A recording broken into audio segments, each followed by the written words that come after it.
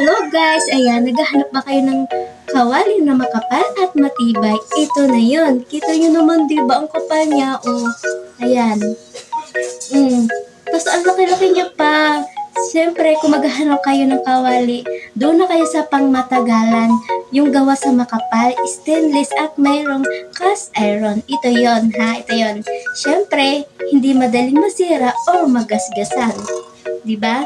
At ito yung pantay ang init, kaya mas masarap lutuin ang pagkain dito. At syempre, sulit sa presyo dahil matibay at pangmatagalan pa.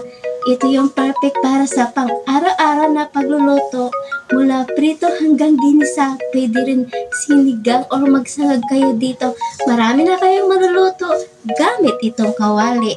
Kaya kung bibili kayo, dito na kayo sa mura, sulit, makapal at pangmatagalan pa.